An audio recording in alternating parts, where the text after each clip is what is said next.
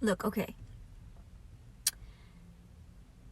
The majority of people I talk to about political issues and I debate with, it's so hard because the majority, not all, but the majority's arguments come from memes on the internet. Not fact. It comes from media.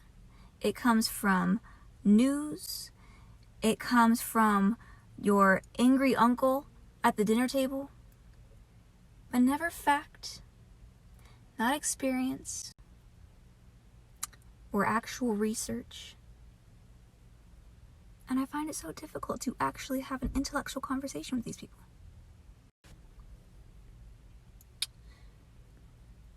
For example, now I'm going to use an older example. I'm not going to touch anything that's currently happening right now. I'm just going to go back a little of a ways to when I was staying in Israel. At the time I was staying in Israel, I was staying in Jerusalem, and I just so happened to be there when Trump announced the embassy was going to be in Jerusalem. That was a huge political statement to Israel because ultimately it gave the Jews Israel instead of to the Palestinians who were currently fighting for it. Now, it made a lot of Americans, of all people, very, very, very angry because they believe the Palestinians have more of a right to be in Israel more than the actual Israelite people. Okay. Now, a lot of people believe that the Israelites just kind of moved back into their own home, by the way, and just destroyed the Palestinians and locked them up and kept them in these little ghettos like concentration camps. Not true. Let me tell you why it's not true. Because the media, first of all, says it's true, so you automatically know it's false. Also, I've been there, not only in Israel, but also Area A, the highest, most dangerous Palestinian area in the world. I was safe and lucky enough to be escorted by a high official during that time. I sat with and ate lunch with known terrorists. These signs all along the border of every Palestinian area said, if you go into this area, anything that can or may happen to you, the Israeli army cannot come and get you. Meaning you're on your own. Something goes wrong, you're screwed. While walking through the streets, there were posters, banners across the streets, and just these magnificent murals of men with guns. When I asked who were these men, they were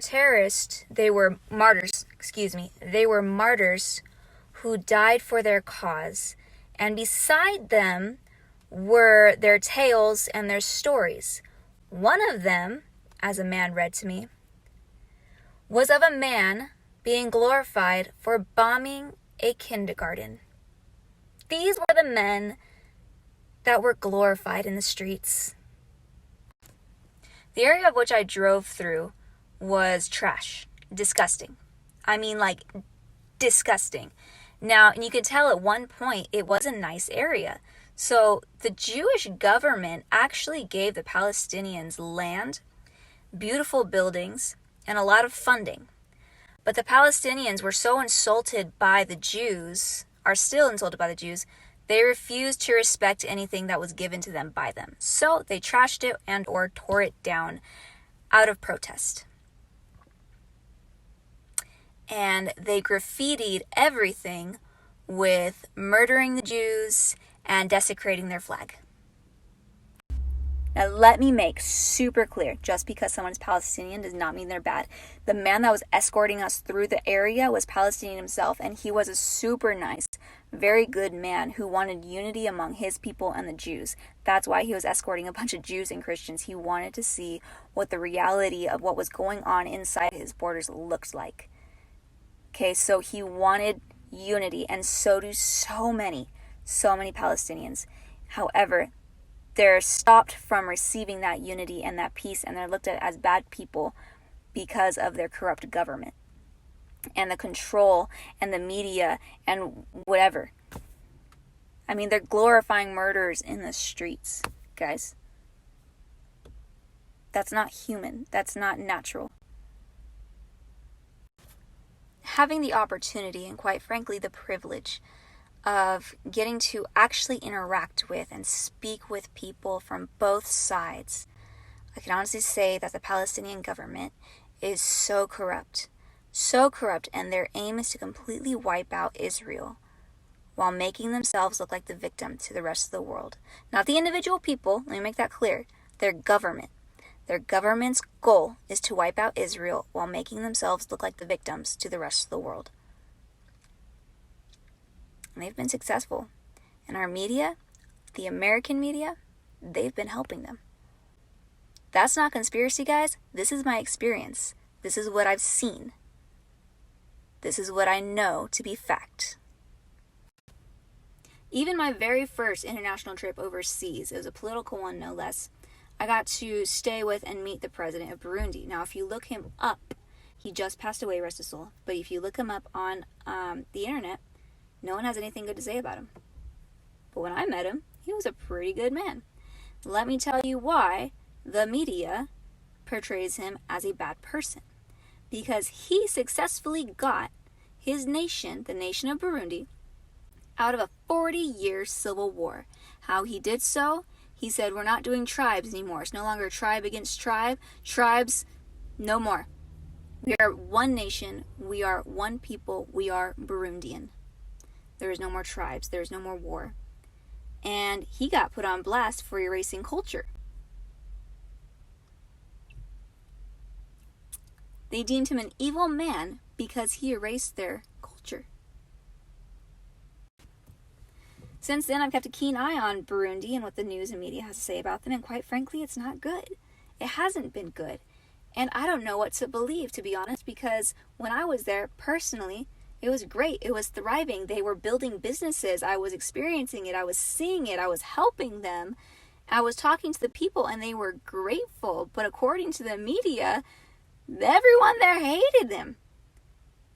I don't know what to believe, because I know the media is such a liar, because it's not about truth. It's about money. It's about ratings. It's about what's the best story. So guys, if you're getting your information off of the news and the media and not by the actual people who live there and who are experiencing it, you know nothing, and you're ignorant, and you're fools. That's right, I said it. You're fools. Me, my family, we all travel the world constantly. We know people all over the world. So when something comes out in the news, you know how we confirm it? By asking those people in that part of the world. And oftentimes, they contradict what's being said.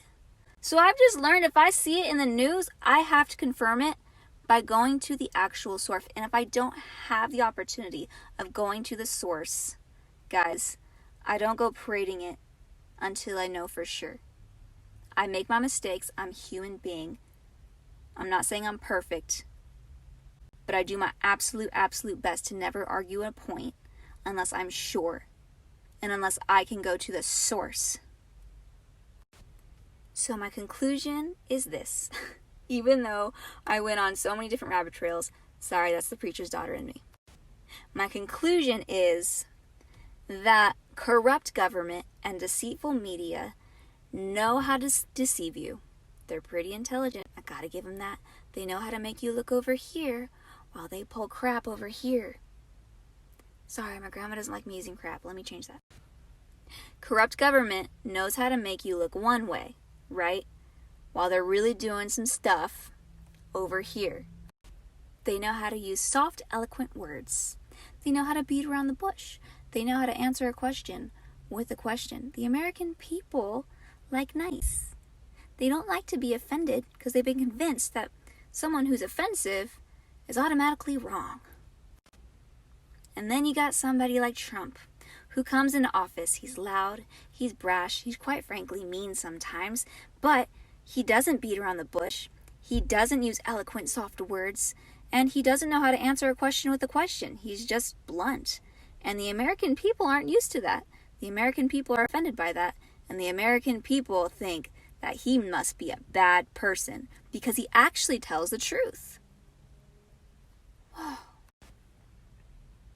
So, the media, along with our political leaders, have done a great job of diverting us of what's actually going on in the rest of the world.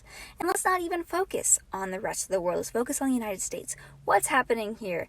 Oh, we are one of the highest sex trafficked places in the entire world. The United States is one of the highest sex trafficking areas in the world. But we don't talk about that. We don't talk about that. We also don't talk about the massive amount of child abuse and neglect and homelessness and the fact that social workers are overworked and underpaid so that they can't do an adequate job of actually helping these children. We don't talk about that. We also don't talk about the fact that we are one of the highest abortion rates in the entire world. Now, whatever your views are on abortion itself, which is murder, by the way, but whatever your personal views on of abortion are, doesn't change the fact that we're missing the entire point and problem here. Why are we the highest abortion rates in all the world? What is happening in order to have to get these in the first place? What lack of education are we providing these kids to have to even get that as an option? We're missing, like, the abortion itself is horrible, but the fact that it led up to that point, whoever made it this far in my crazy rant today, I'm pretty proud of you, to be honest. Or I'm just going to believe that you clicked through all of these to make it look like you watched all of them. Either way, doesn't really matter. Everything going on in the world, as insane as it is all portrayed by the media. And I've, for a long time, before any of this even occurred, I've never trusted the media, ever. I mean, that's just through experience of what I've seen versus what is actually being told online. I've just never trusted the media. And so I'm encouraging you, just go to the source as best as you can. Interview people, get to know people, get to experience these things for yourselves before making a judgment based on what someone online told you. Please, guys, educate yourself, please. Your entire worldview will change, your entire perspective will change, and your respect towards people will increase.